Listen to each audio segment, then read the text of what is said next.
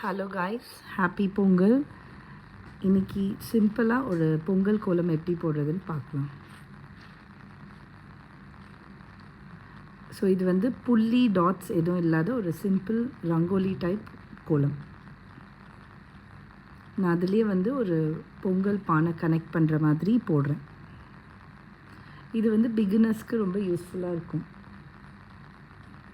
அதே மாதிரி இப்போது ஃப்ளாட்ஸ்லலாம் நம்ம இருந்தோம் அப்படின்னா ரொம்ப பெரிய கோலம்லாம் போட முடியாது. ஸோ அப்படி இருக்கிறவங்களுக்கு இந்த மாதிரி கோலம் நம்ம போட்டுக்கலாம்.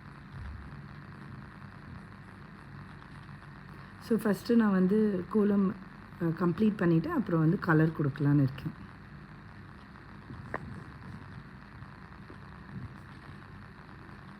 அந்த ஃப்ளவருக்கு வந்து ரெட் அண்ட் ப்ளூ காம்பினேஷனில் நான் வந்து கலர் கொடுக்குறேன்.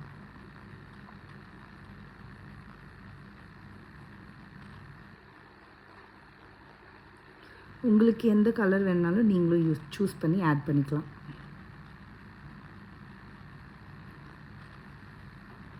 அப்புறம் பானைக்கு வந்து நான் எல்லோ கலர் கொடுக்குறேன். இது வந்து சூரிய பொங்கல்ன்றதுனால எல்லோ கலர்.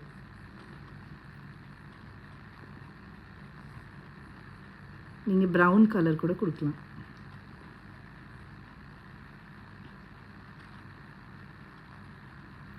ஃபுல்லாக கம்ப்ளீட் பண்ணிவிட்டு கரும்புக்கு அந்த பர்பிள் கலர். அது சின்ன சர்க்கிள்ன்றதுனால் நீங்கள் கை வச்சு கூட அட்ஜஸ்ட் பண்ணிக்கலாம்.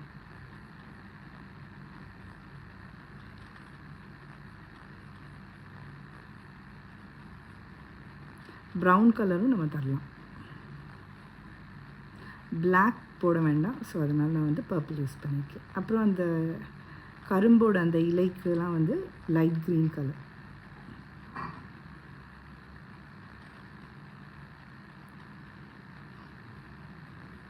ஸோ ஃபைனலி நம்ம வந்து பொங்கலுக்கு ஒயிட் கலர் கொடுத்துக்கலாம்.